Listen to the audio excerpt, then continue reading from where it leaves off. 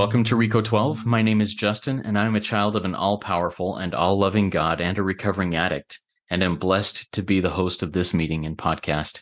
Rico 12 is an organization with the mission of learning and sharing the similarities of addictions of all kinds, and gaining and sharing tools and hope from others who are walking this path. We come together from all places, faiths, and backgrounds to gain tools and hope from others who are walking a similar path. Happy Thanksgiving week to each of you. This week's episode will be a rehash of a previous episode number 183, where Matt D shared about how he became grateful to be married to a sexaholic. And it was a very powerful conversation. And being that it is Thanksgiving season, I think it's very appropriate to rehash one of these meetings about gratitude. Gratitude for my addiction, gratitude for the situation that my higher power has put in my path based on my decisions, based on things around me, but has made it so that I can still feel grateful in any situation as I apply the principles of recovery in my life. On that note of gratitude, I just want to express gratitude to each person out there who has listened to, shared, and even contributed to the Rico 12 family of recovery resources. We have several other podcast resources, the Rico 12 Shares podcast, Noodle It Out with Nikki M podcast, and the Big Book Roundtable podcast with David G. and Nikki M. And I am very grateful for all of these connections that I've made with you, the listening audience, with the speakers in the Rico 12 meetings, and with those who have contributed financially, time-wise, and anything else to the Rico 12 family of recovery resources. My life is better because of you, and I hope that this work has affected you in a positive way and has brought more gratitude and healing into your own lives. Now, let's get into the recorded episode here with Matt D as I introduce him. Matt's wife's sexaholism brought him to the S-Anon fellowship in December of 2021 as a homicidal, suicidal lost cause.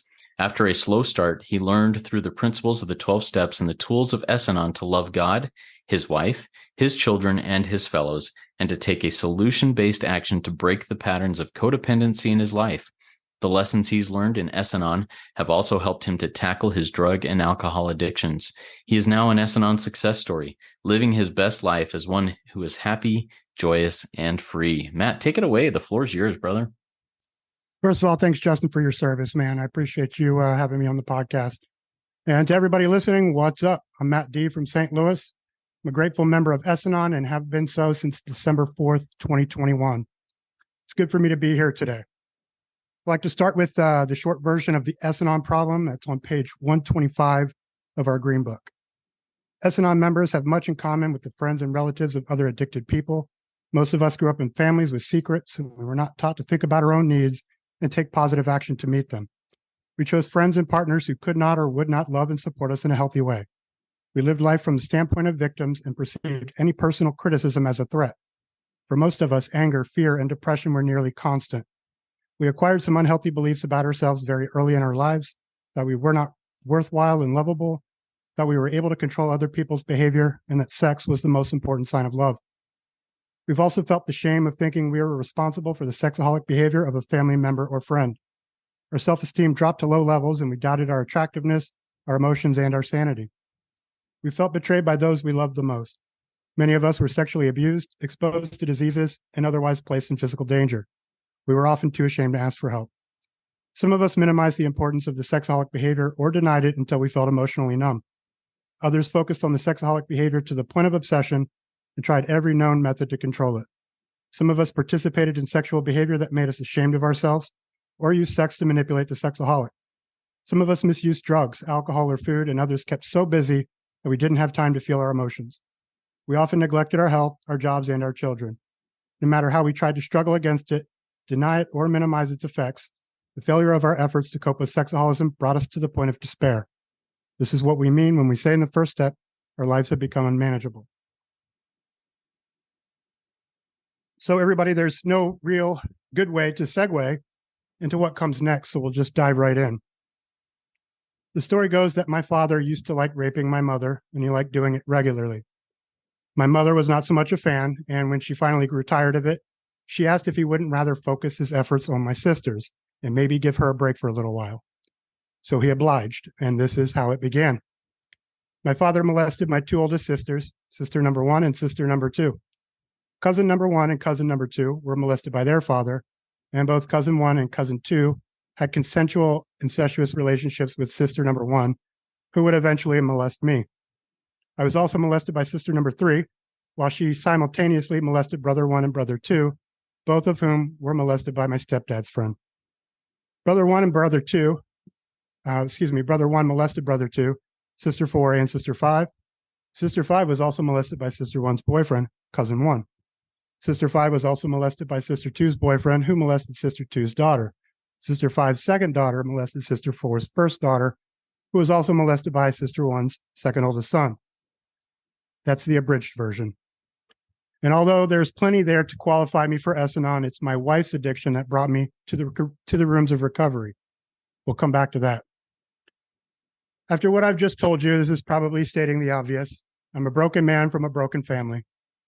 I realized even before I was in kindergarten that I wasn't normal, that my family wasn't normal, and that my life would never be normal. I wanted to be, and I pretended to be, and I thought I was pretty good at it, but normal kids must be born with some sort of weirdo radar or something, because they'd all be playing at the monkey bars or whatever, and I'd walk over to their group to see if I could play with them. And it's like their spidey senses would click on and warn them of danger or possible contamination, and pew, they'd be gone. Middle school and high school went about the same for me. I was kind of cool, but not cool enough for the popular kids. I was smart enough to take the gifted classes, but I was always the dumbest guy in those classes. I was also a good enough athlete that I could make the all-star team, but I would ride the pine the whole game. A decent musician, but not good enough to be in the bands that I wanted to be in. So I had to hang out with the outcasts, the stoners, the goth kids, the rockers, the kids whose parents should have been in recovery. I had a few reasonably close friends among those outcasts, but it seemed like when their other friends were around, they'd stop paying attention to me. And so I was an outcast among outcasts. That'll bolster your self-esteem. I was seventh oldest of 12 children. My older siblings had bad grades and bad behavior, which commanded a lot of my parents' attention. My younger siblings were still needy and required the same attention. I, however, kept my nose clean for the most part and maintained good grades. So since I didn't need any attention from my parents, I didn't really get any. I was the forgotten middle child. All I ever really wanted was to feel loved. And since I didn't get any of that at home or with my friends, when I turned 18, I dropped out of high school and moved in with the first girl that made me feel wanted. The relationship pretty much sucked all the way up until I discovered the nude photos that some internet dude had been emailing her. And then it really sucked. And after we broke up over it, it sucked even more because I was alone again. My next relationship was when I was 22, and I knew it was a bad idea before I got into it, but I was lonely. My best guess is that she cheated on me with 3 other guys. Just over 2 years after that, I got married. She was beautiful but damaged, which was fine by me because as a fixer-upper, she needed me as much as I needed her. Although her acting out began within 6 months of our having exchanged vows, it wasn't until we'd been married about 6 years that I'd become suspicious of anything. It was intuition more than anything that started me wondering about it. And after the feeling persisted for about a year, I could no longer ignore it. She denied any wrongdoing and began gaslighting me, a technique she employed every time we spoke to this end for the better part of 8 years. Over the next several months, I pressed her into 2 more, quote, confessions. And on both occasions, she confessed to relatively minor indiscretions. But the discrepancies in her recall led me to believe they were lies crafted to appease me and to essentially shut me up.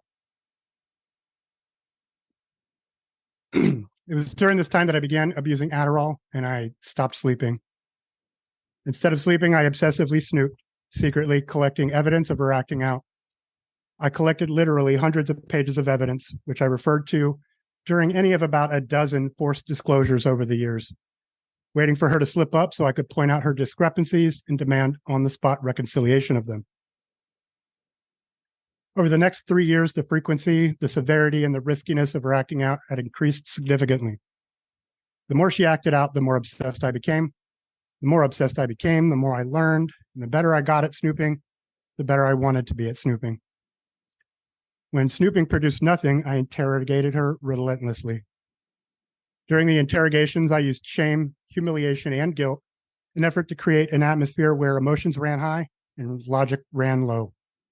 I asked confusing, manipulative questions, purposefully confusing timelines and events in order to trip her up and cause her to unwittingly expose the truth through her contradictions.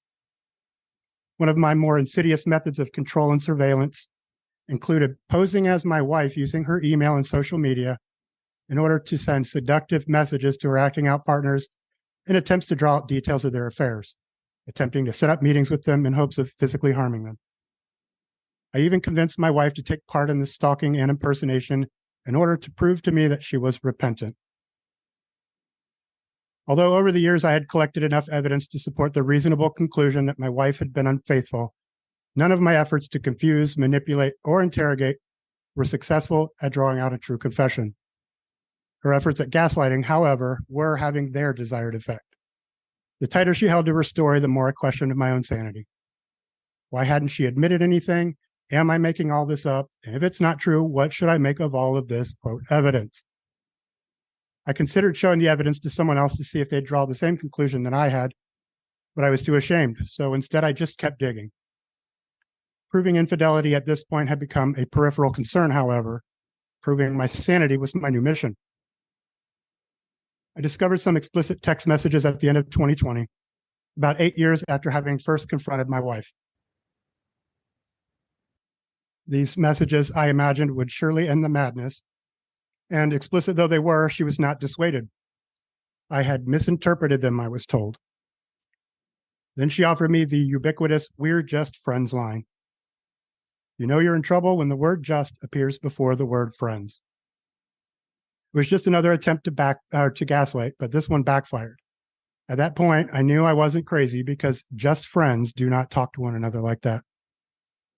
And it was 2 months later that I discovered the smoking gun. She confessed and offered a solemn oath that her disclosure had been presented unabridged. Spoiler alert, there was more yet to be revealed.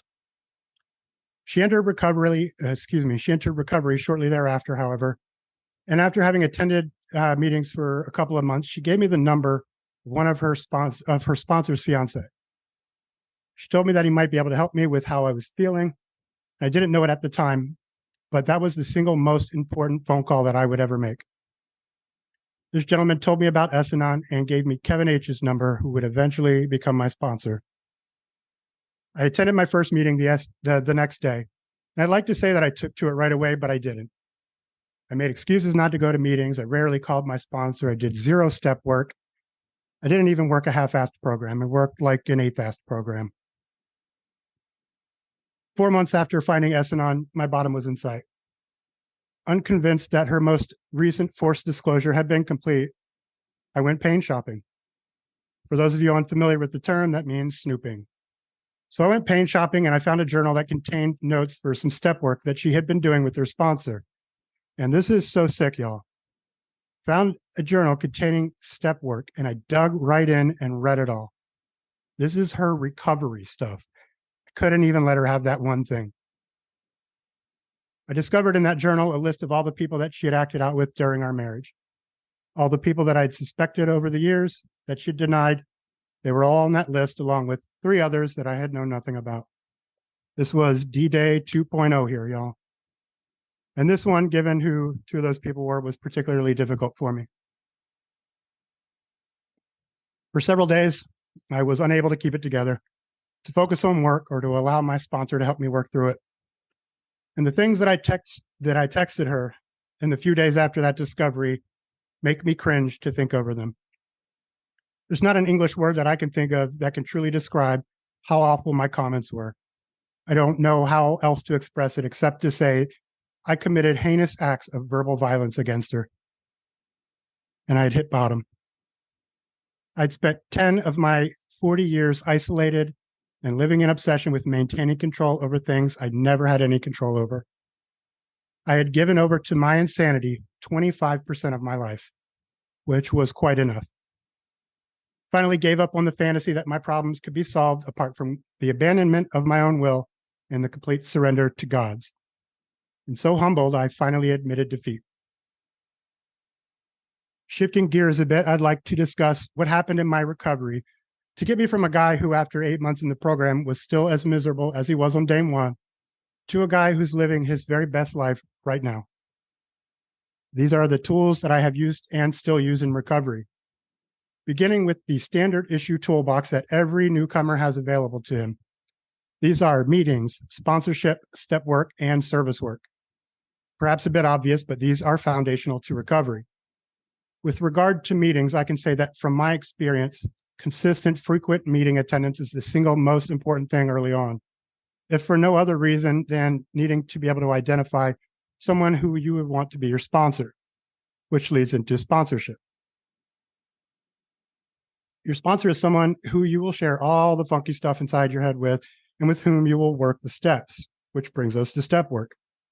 Since the steps are the roadmap to recovery, you have to work them for your program to work. This is a 12-step program. It's right in the name. After 9 months in the program, I realized that there was no reason to be in a 12-step program if I wasn't working the steps. And the final tool in the standard issue toolbox is service work. If your program is stalled or it's become sluggish or you're feeling indifferent or unmotivated, a really cool, quick way to get a sort of boost or jolt of recovery energy is to begin doing service work. It'll also spark an appreciation in you for your program, for your sponsor, and the other members in your program.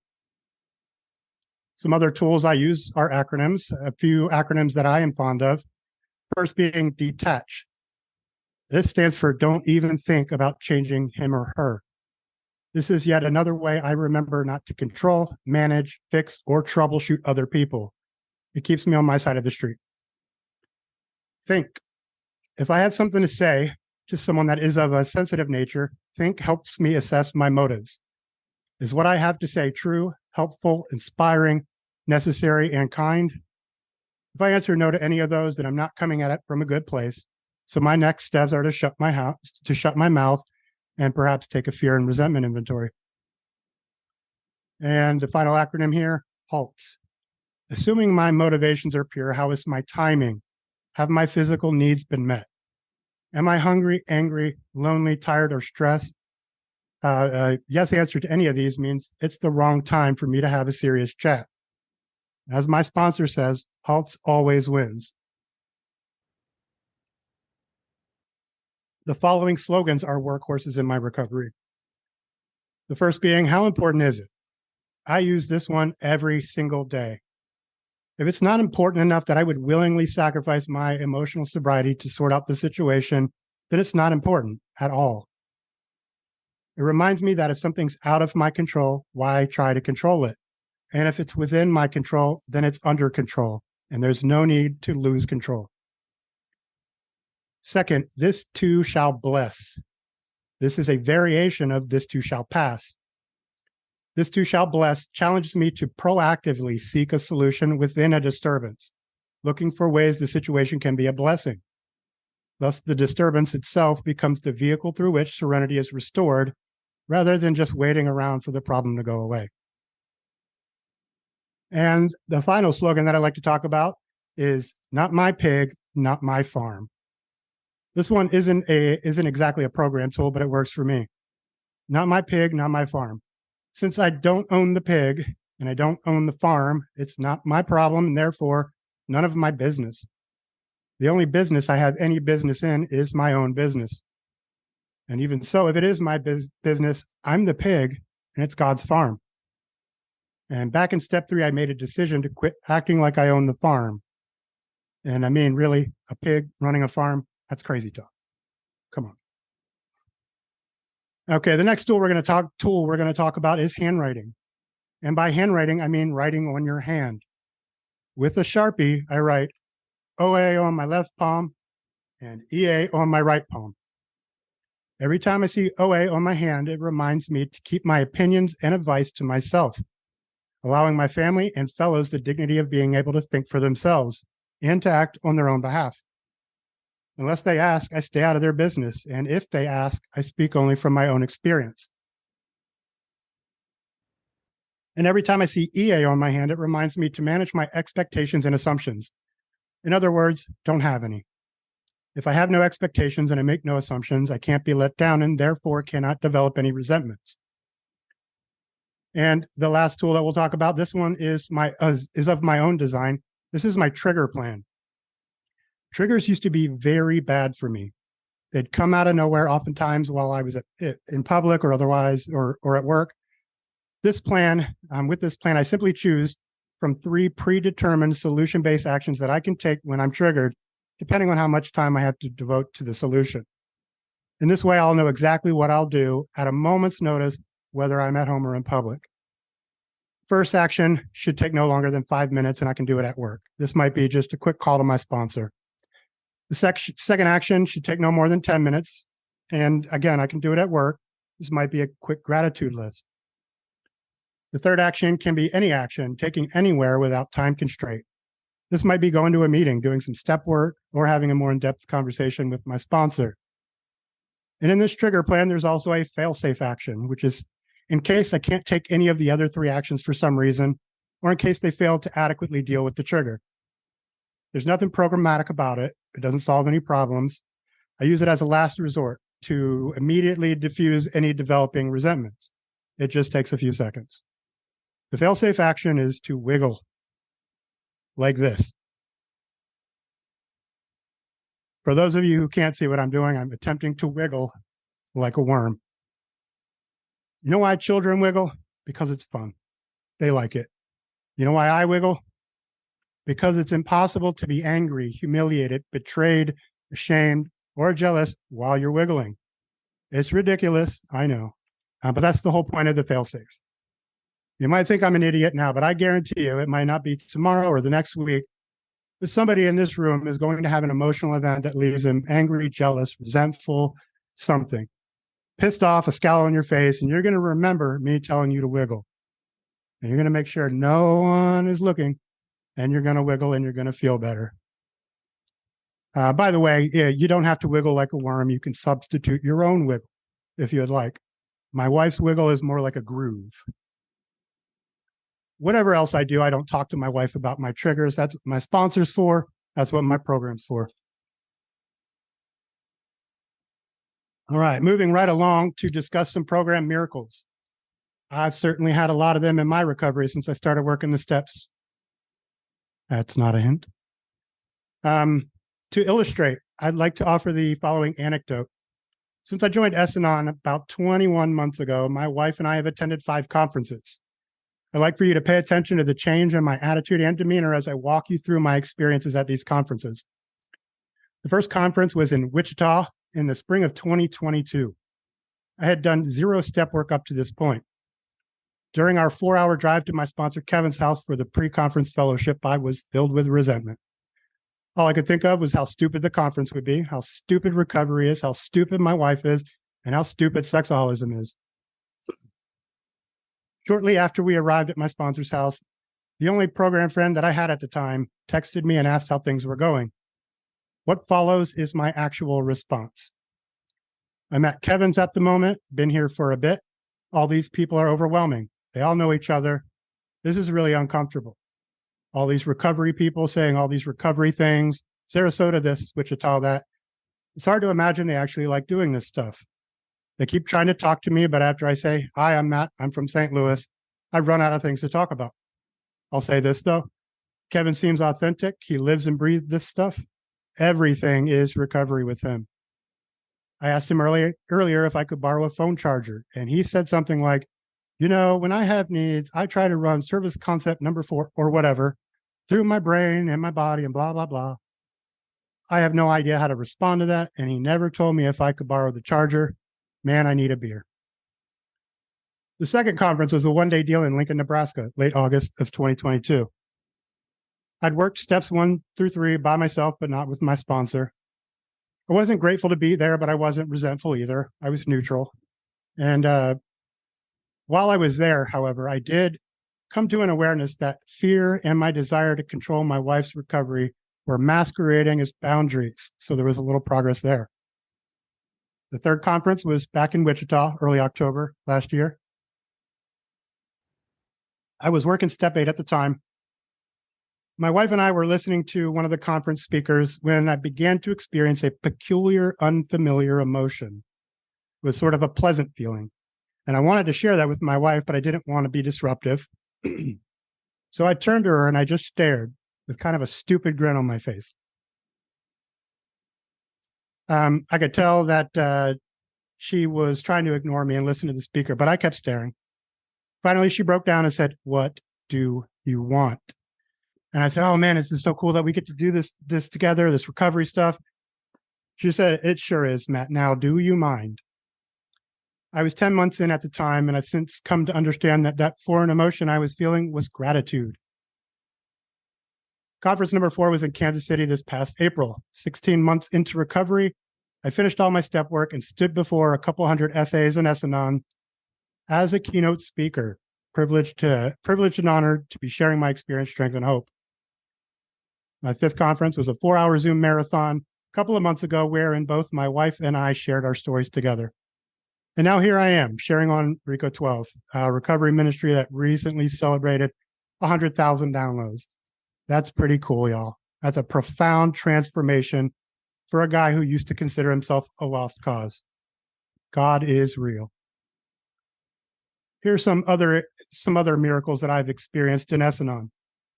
I wake up every day living the serene life. I no longer worry about what obstacles I'll have to face on a given day. I face my problems head on, confident that I have the tools to handle them. This past March was a really cool month for me. Inspired by changes that have occurred in my relationships and in my life, my son and 3 of my sisters attended their first meeting for their respective programs on the same day.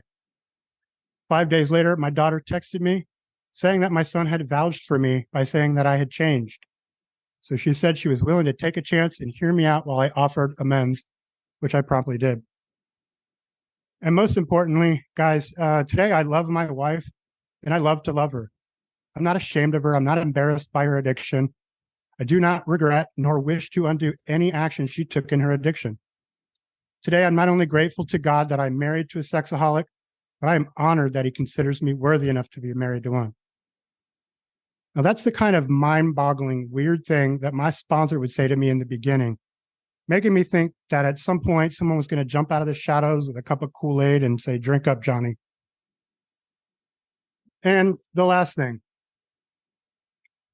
it used to be difficult to imagine life being worse than it was. Now it's hard to imagine that it can get any better. All right, I'm going to wrap it up real quick here, guys. I've come a long way in recovery, but as with the mosquito in a nudist colony, I've got a lot of work to do.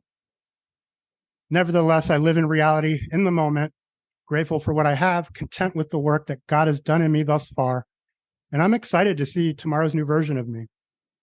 He's helped me to tear down my fantasies and to realize that everything that I have today is all that I need and everything I've ever wanted.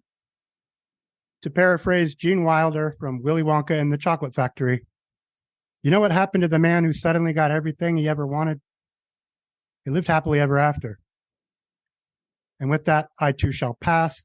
Thank you for letting me share. Matt, that was awesome. Thank you so much for your share, for the vulnerability, for the real, and for the hope. Man, that's awesome. I know that there are many people who are in a similar experience similar things. And this talk is going to provide a lot of hope and insight for that. Thank you so much for that. Now, I've written down a few questions. Live audience, if you have questions for Matt, please type them in the Q&A link there at the bottom of your window. We'll get to those as we go along. And we'll start off with a question from our live audience. This is from Candy.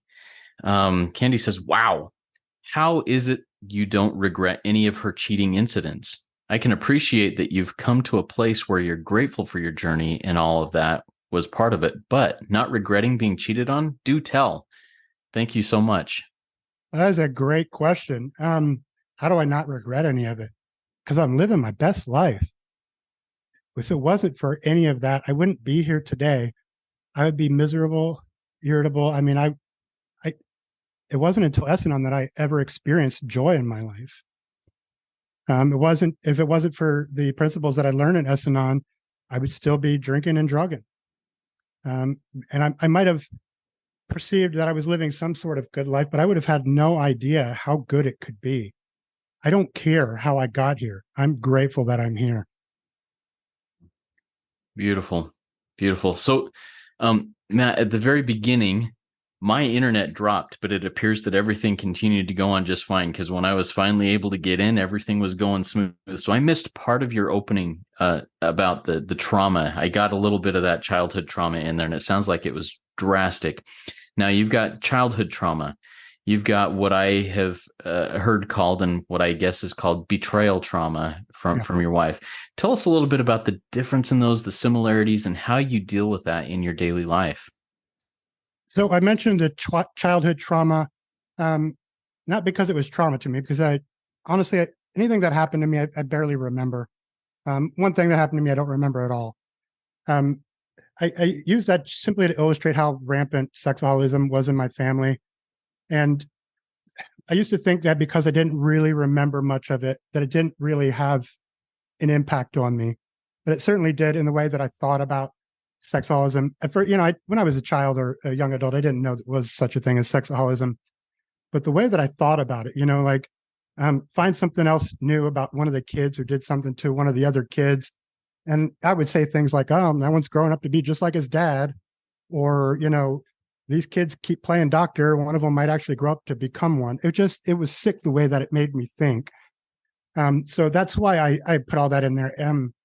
Perhaps with some therapy, I might uncover some of that stuff. But for me now, it doesn't bother me. And I mention it because giraffes don't marry elephants, right? So I had all of this trauma, regardless of how it might have affected me.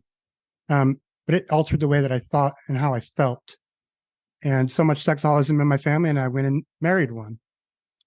And when I realized what sexaholism was, through my wife's addiction, it fueled all of the anger, resentment that I already had in me for all kinds of things. And it gave me an excuse to be the guy that I already was. And I didn't want to try to be anything different anymore, because now I have a reason. And I'll say this, I'm grateful for my wife's recovery. Because I saw her getting well after a few months, and I was not. And I was pissed off about that at first, because how dare you do this to me and then go and get well. But she said to me at some point, it wasn't an ultimatum as such, but I think she wrote me a short letter that said something like, I'm sorry for everything that I've done, but if you don't get well, I don't know if we're gonna make it. And I thought I better get my ass in gear. And I'm glad that I did. I'm glad that she was getting well, because here I am. Thanks for the question. Yeah. I want to follow up on that. You said elephants don't marry giraffes, or giraffes don't marry elephants, whatever order you put it in. How would that have gone over with you in your 10 years of trying to control things, of trying to be being the victim, of trying to dig things out? If somebody would have come up to you and said, you married into this because, an elephant marries an elephant, a giraffe doesn't marry an elephant, you're an elephant just like that. How would you have reacted to that type of confrontation? Probably would have started with some sort of rage and self-justification and who the F are you, and what, you don't know anything. And I probably later would have gotten good and drunk or good and high and marinated on that and come to the conclusion that I wasn't an elephant or a giraffe or whatever, and that I was the victim. And I might have followed that up with not talking to that person for a while, and maybe even saying something like, you're putting a mirror in front of yourself. Maybe you're the one with that problem, trying to control, manage, fix, or troubleshoot them, because I didn't have any problems. I'm a victim here, something like that. Yeah. And how does that shift, though? I mean, you've obviously had this massive shift that happened. Do you remember the first time that kind of clicked in your mind and in your heart that there's something here that that is manifesting in my life? Yeah. I think it was when I really started to get to work on step one. I don't know how step ones go in a lot of other programs, but in our step book for S-Anon, they ask a lot of questions, and it says somewhere in there that a lot of people like to write a narrative of their significant relationships, and I got busy on that. I didn't realize prior to doing that I had these patterns of codependency or picking sexaholics as partners, but every one that I ever picked was a sexaholic. And through the patience of my sponsor and some other guys in the program, that statement that I made, giraffes don't marry elephants. I got that from a friend who had done some incredible recovery in just a few short months, and I realized that I was doing this. I was a giraffe, and I married a giraffe. Now I don't have the sexaholism thing, and so what I mean by that is sick people married sick people. My sponsor says love cripples attract love cripples. And it was through working my first step in writing this narrative of my life that I realized I was a love cripple, and this was the pattern. Thank you for sharing that. I appreciate that, Matt. All right. Question came in earlier from Everly. Says, what was that acronym to stay on your own side of the street? Do you remember what that was? Detach is one. Don't even think about changing him or her. That one is probably the most important because I'm a troubleshooter. I wanted to run my wife's recovery. I thought a lot of good that did for me. Didn't want to run my own, and I was good at giving advice to all kinds of other people because they had problems, and I could help them with that, and I could change them, and their lives could be good. So I detached from that and from those people and their problems, and I allow them the dignity of being able to think for themselves. And again, if they do ask my advice, I share from my experience, and that is it. Yeah, thank you for sharing that. Another question comes in from Jamie. Jamie says, I learned that my wife's sexual behavior was an addiction only after she got sober from alcohol and drugs in rehab. I've just started my S-Anon program, and my wife is working her AA steps and working with a counselor about her childhood traumas that led to all of this, but not with a CSAT, which is a certified sexual addiction therapist. Can this program succeed for me and thus my marriage if my wife doesn't work an SA program or work with a CSAT to get proper treatment for her sex addiction in addition to her AA work? I don't know. The reason I say that is because I don't have any experience with that. Again, I speak only from my experience. I can say from my experience with other people in the program that it's going to be difficult if she's not working a program for sex addiction, if she's not working with the CSAT, because I've seen it in 1,000 other people. I'm blessed that my wife has seen a CSAT and that she's working SA. And that it's working for us, and we do other programs together. But unfortunately, I don't have any experience with that, so I can't say. I can say that it's difficult, though. Thank you for sharing that, Matt. A couple of questions from Kevin. We'll just take them one at a time. The first question is, and this is one that I find fascinating also. How is it different being a man in S-Anon where the high majority of members in S-Anon are women? Again, I don't know. I'm not a woman. I don't know what they go through. I can say that if there weren't these men's Zoom groups that I attended, they were already in place because of COVID, and that was my first experience with S-Anon. I tried going to some groups that were primarily women in the beginning and wanted nothing to do with it. I'll say that the perspective of men in S-Anon versus women in S-Anon it seems to be different. Men tend to be more solution oriented in my experience. And yes, there was a problem, but we're going to fix it. Right? We need a solution for this. And in my experience, the women in S-Anon, not so much. If I had only meetings where there were primarily women in them, I don't think I would have lasted. I don't think I would have stuck around. So truly grateful that there were these men's groups, and that I could learn to be vulnerable with men about my feelings and about what happened in my marriage and in my life. So I hope that helps. Yeah, thank you, Matt. The second question from Kevin is, how do you get over betrayal from your wife as a man, where most men divorce their wives in that situation? I love my wife, and I did realize, as codependent as I was, whatever, I knew long before we married that I wanted to be with this woman the rest of my life. I didn't want a divorce. Um, I was already very familiar with addiction since I had so many in my life. At that point, when I realized that this was her problem, that it was an addiction, I thought, oh, okay, well, I mean, that's kind of cool because I'm familiar with addiction. This can be worked through. There's probably a 12-step program for this. And there was. And so, but the codependent troubleshooter that I was, I pressed her into recovery. I'm glad that I did because she's recovering, but I tried to run her program for her. Even long before I knew there was S-Anon or anything like it. I was so sick. I came up with like a 20-page plan for how she could recover from this. I wrote it all out.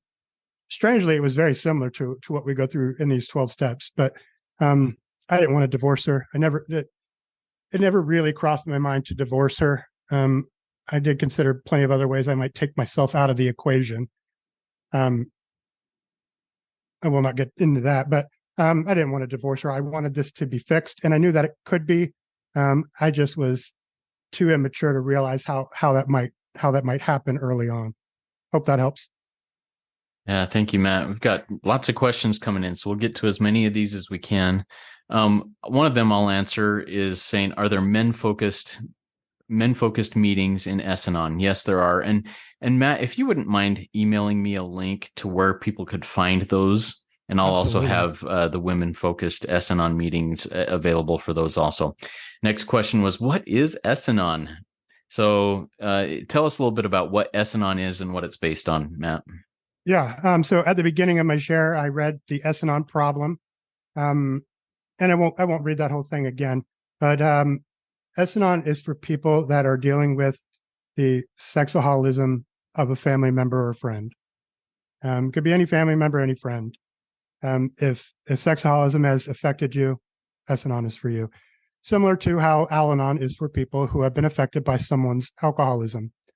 And Nar-Anon is for people who have been affected by somebody's drug use. So it just, so there's that. There's a whole nother aspect to it, which most people don't realize when they come to this. For me, S-Anon was going to be, at least I thought, a forum for complaining about my wife and her addiction. Right. And other people would understand that because they've been through it. I didn't realize that I needed to do some heavy lifting in my own life and work on my own stuff and attain what is mysteriously called emotional sobriety. I'd heard about it a little bit, having attended a few AA meetings in my past. But there's this concept of emotional sobriety that was brought up again and again. And I had no idea what that looked like or how to know if I had it. But for me today, emotional sobriety is, I used to think it was about suppressing your emotions, the challenging ones, trying not to be angry when you were angry, trying not to feel betrayed when you were feeling betrayed. But it's nothing to do with that. Our emotions and our capacity to feel them are God-given and therefore not bad. So I learned that there's no such thing as a bad emotion. I now call them challenging emotions. And I don't try to suppress them anymore. I try to deal with them. And for me, when I lose my emotional sobriety, it's when I take a negative action as the result of my feelings, as a result of my emotions. And I can maintain emotional sobriety when I take a solution-based action when I feel one of those challenging emotions. I think I might have got a little bit off there, but hope that helps. No, I appreciate it. I think God's guiding the wandering there. I think it was really good and helpful for many people. All right, next question is from Sam. Sam says, "I'm Sam and I'm a sexaholic. My wife has been anxious for months, not knowing if I will act out again or when I will. I've been sexually sober for over a year now. How do you deal with the fact that your spouse could decide to go out and maybe step out of your marriage?" That is a really good question. Actually, kind of a question that I was hoping someone would ask. I don't deal with it. And this actually touches on another question that Jamie asked, I think, earlier about how difficult it is to recover if somebody's not in recovery, if the spouse is not in recovery. Again, I have no experience with my spouse not being in recovery. I'm grateful that she is in recovery. And I see in everything that she does these days that she's working recovery. It's plainly obvious. It's plainly obvious when she wasn't sober. And it's plainly obvious today that she is. The way that she works her program, the meetings that she goes to, the sponsorship that she does, she lives and breathes recovery. And what a blessing that is. I don't worry if my wife is going to relapse. I think I would know it long before she relapsed because she wouldn't be working her program. And there'd be red flags everywhere. I don't think you can work a program as strong as she does and relapse. I just don't think it's possible. So for me, if there were red flags, then I would be concerned. But today there are none.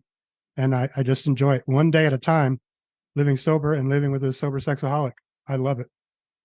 I want to follow up on that, Matt, because would you have that same clarity of vision, do you think, if you weren't also working your own recovery in a healthy manner, or would you still be on edge thinking, when's the next shoe going to drop? Yeah, not for a second would I be able to say that if I wasn't emotionally sober. Not for 1 second. And it was prior to emotional sobriety that I was like that every day. Oh my gosh, there's nothing. I can't trust anything that she says. I can't trust anything that she does. I can look at her list of recovery accomplishments and see nothing but what the next thing is going to be. The next, the next relapse. That's all I could see before. It was my pain, my betrayal, and all of the previous acting out, and what the next one might be, who the next one might be, where the next one might be, and how I was going to have to, get in there and try and fix it all. That is way emotionally unsober to be thinking like that. If it wasn't for S-Anon, I could not say that today. Yeah, thank you for sharing this. I think I think this episode is going to help a lot of people, and I think it's going to anger a lot of people too, whose maybe sexaholic spouse is going to take it to their spouse and say, "Hey, listen to this," and they'll be like freaking out that somebody's telling them they're not a giraffe or whatever, But I'm loving this. Okay, I've got a couple more questions here. Do you still use the acrostic think, THINK, in your daily life and relationships? And can you give an example? I do. And first of all, I'm glad that you called it an acrostic because it's not an acronym like people think, but I call it an acronym because that's what everybody calls it. Do I use that? Yeah, it's most of the recovery tools that I use are more subconscious now. In the beginning, I had to stop and do these things and think, what does think mean, and how am I going to apply this? Today, it just happens. I'll give you an example. The most challenging relationship that I have today is with my son. He's 17, and he acts quite like 17-year-olds do, and it can drive me freaking bonkers sometimes. And never mind the things that he does to do that, but I have to stop and apply these principles. Think, I want to yell at him, or I want to shame him almost subconsciously sometimes when he does something goofy. And I want to say things like, you always do this, or you always do that, or you'd never do this. And I have to stop. Is what I'm saying true? Well, those things are not true. He doesn't always do them. He doesn't never do something. So it's not true. Already, I've stopped what I was about to say because it wasn't true. Also, is it helpful to shame him for some behavior? Never once did shaming a human being ever do me any good. So it's not helpful. Is it inspiring? Certainly not inspiring. That's pretty obvious. Is it necessary to come at my son for something like that? No. And there's other ways to go about it. I've practiced that and I know they work. And it's certainly not any kind of kind thing that I would be doing to him if I were to approach him like that. So yeah, I do these things every day, all day long. And thankfully they've become second nature to me. I don't have to work hard at them anymore. Matt, that leads me to one of the phrases that or mottos that you say you use. How important is it? Is this necessary that I shame or that I jump on this person? How important is it? Are you able to give an example in your real life as to when there was something that you were really boiling to get at, and then when you asked yourself, how important is this really, you were able to let it go? Yeah, one thing, there was, man, I don't know, probably a year ago, This is when one of the times that I really realized that this stuff was working. I was sitting on the couch watching some show on Hulu, and my son and my wife were in the hallway, and they got into it about something. And the troubleshooter in me thought, I'm going to get in there and fix this. I'm trying to watch something. I got to sort this out. And then I thought to myself, well, how important is that? Do I need to be in there? Nope. I just sat down and happily watched the show that I was watching. And I realized, oh my gosh, I don't have to fix all these things. That would have ruined me if I had gotten in the middle of that. And guess what? My wife is perfectly capable of doing it. And it was probably an argument that amounted to just about nothing anyway. How important is it to yell at my son because he leaves his cereal bowl on the coffee table day after day after day? That's not important. It's just not important. Yeah, thank you for sharing that. Got a couple more questions we're going to get to here, I think, before we start wrapping things up. First one is from an anonymous attendee who says, how has the 12 steps helped you set boundaries, if it has? Yeah, boundaries for me at first were more punishments than anything. I didn't understand the concept of a boundary. All I wanted was to punish my wife. I mentioned in my share about one of the conferences that I went to where I realized that my desire to control was fear masquerading as boundaries. So after a few sessions with her CSAT, the two of us, I still was so fearful. I was insisting on a polygraph, right? And the only question I wanted to ask her was, have you told me everything? Has everything you told me been true? Something like that. And I just wanted that one question, but I realized that was just fear in me trying to control her, and that it wasn't a boundary at all. And do I have boundaries today? Yeah, probably, but I haven't thought really hard about them. They've grown up around me through the process of recovery, through working the 12 steps. I just live a healthy life.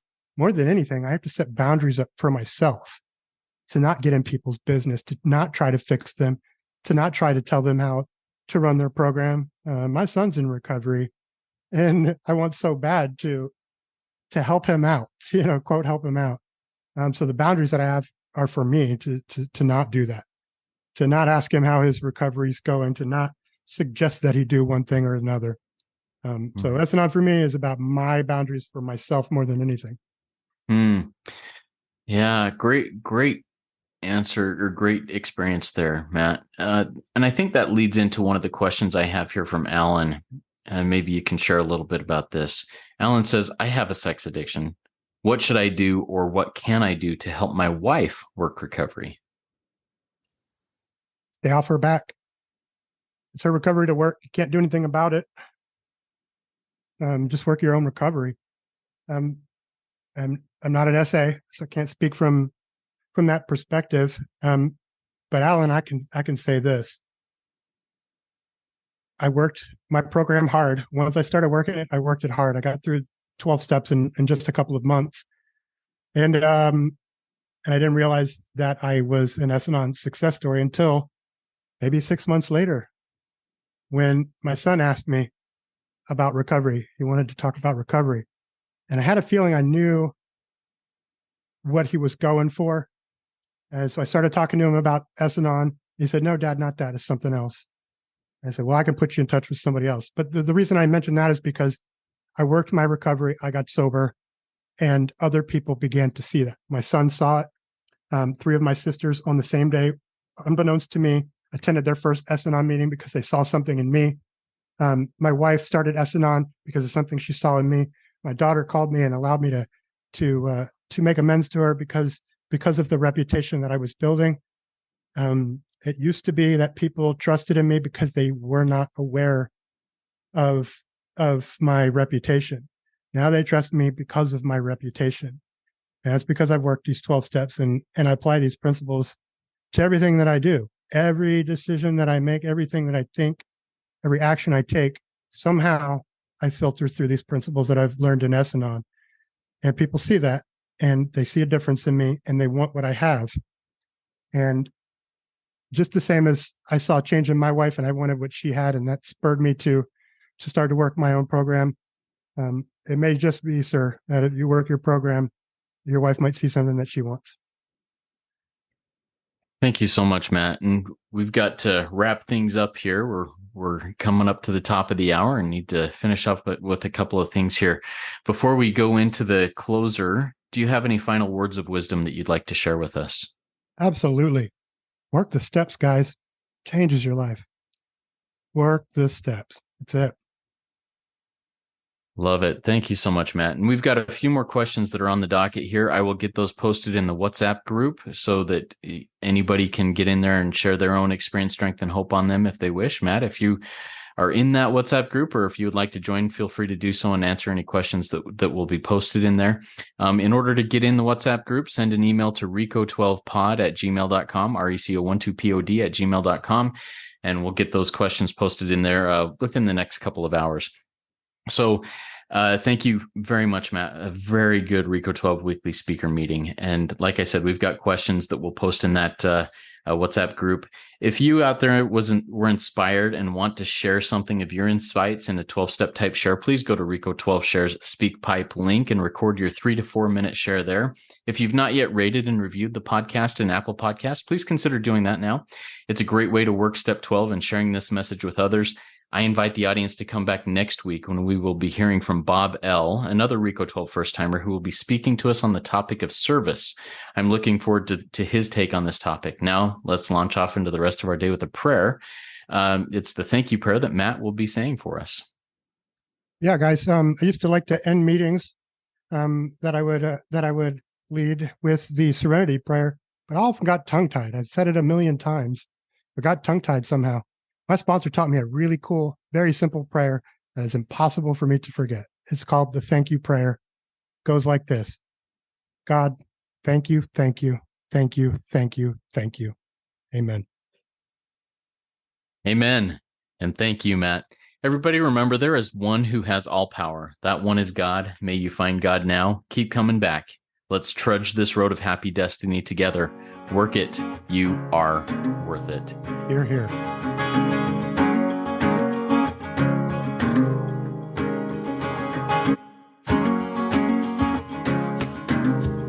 I've seen stars fall from above. I've fallen in and out of love. I've been high and I've been low. Now I know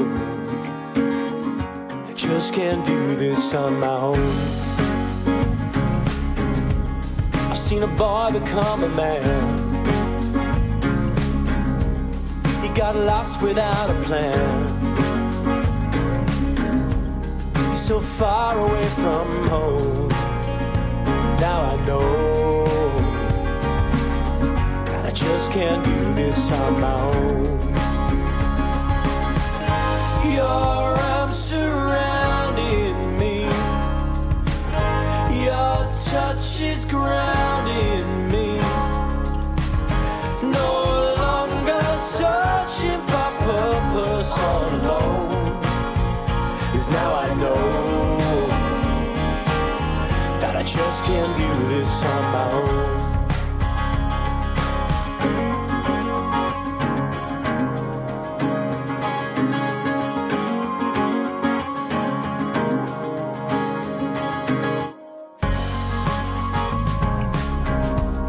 I'm looking for the words to say. You make the world a better place, and I can call that place my home. 'Cause now I know that I just can't do this on my own. Your arms surrounding me. Your touch is grounding me. No longer searching for purpose all alone. 'Cause now I know that I just can't do this on my own. So let me see just what you need to set you free.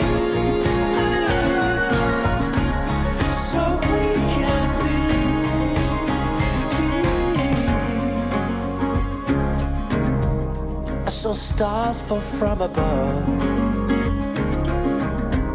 I fell in and out of love. I got high and I fell low, but now I know that I just can't do this on my own. No, I just can't do this on my own. I just can't do this on my own.